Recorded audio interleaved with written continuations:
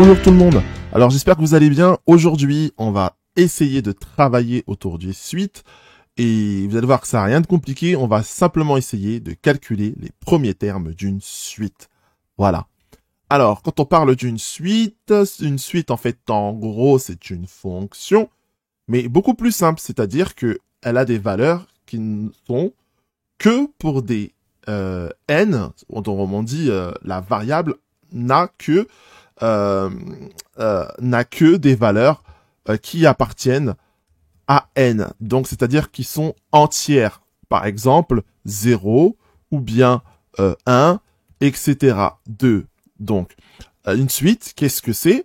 Donc, une suite, c'est simplement, c'est comme une fonction, sauf qu'on a une variable n qui prend des valeurs qui soient entières, donc des nombres naturels, et qui nous renvoie une image, donc qu'on nomme u de n, ainsi comme ça, qui, elle, appartient à un réel. Donc voilà pour les suites. Alors il y a deux formes, la suite peut prendre deux formes.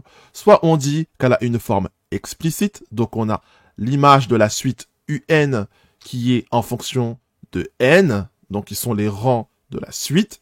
Soit on dit que la suite a une forme de récurrence, c'est-à-dire on a un plus 1 est égal à un, exemple que je l'ai donné ici, plus 3, c'est-à-dire que on a la la valeur suivante de la suite en fonction de la valeur précédente. Donc on va voir comment on peut calculer les premiers termes des suites dans ces deux formes ici. Donc on va commencer par le premier exemple. Un est égal à n carré plus 4. Alors, donc là, on considère tout simplement que la suite, elle est pour tout n appartenant à n, donc ça veut dire qu'elle est définie, pour toutes les valeurs de n qui prend de nombres entiers. Donc, on va calculer u0 ici.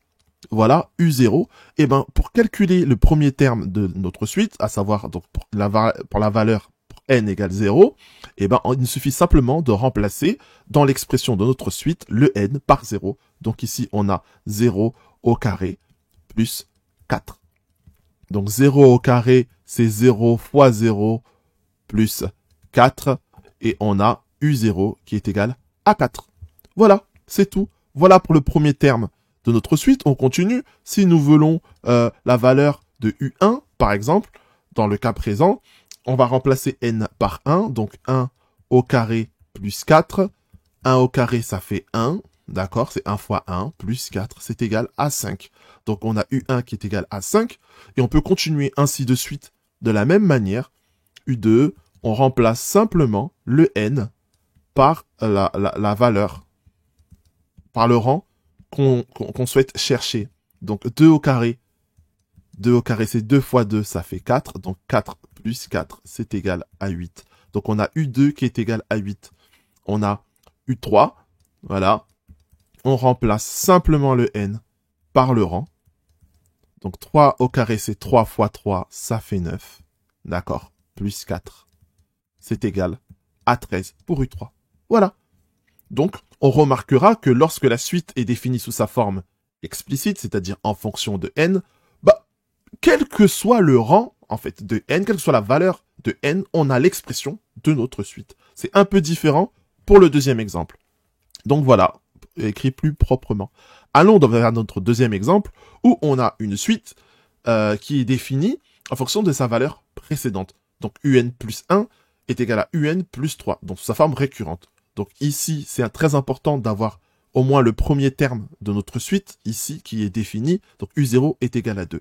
Donc puisqu'on sait que u0 est égal à 2, si nous souhaitons calculer u1, on voit ici que un plus 1, ça veut dire que la valeur précédente est égale à la valeur suivante est égale à la valeur précédente plus 3.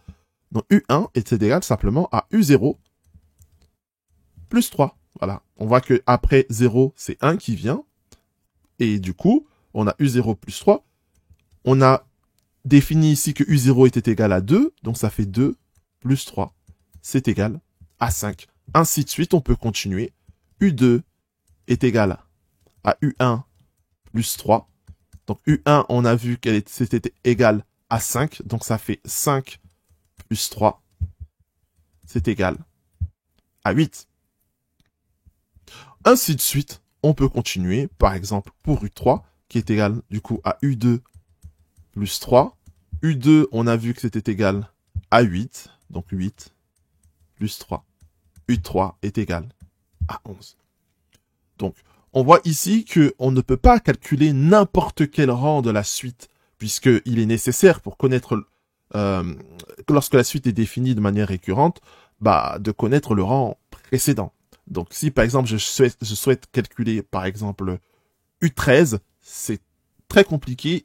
À partir de cette expression, on voit qu'il faudra forcément essayer de changer cette expression et de passer à une forme plus explicite pour essayer de calculer U13, ou sinon, je peux continuer ainsi de suite, U4, U5, U6, U7, mais on voit que ça peut paraître long. Mais voilà, en tout cas, pour calculer les premiers termes de la suite, on voit qu'il n'y a rien de compliqué. Il suffit simplement, comme je l'ai défini ici, de remplacer les valeurs une à une.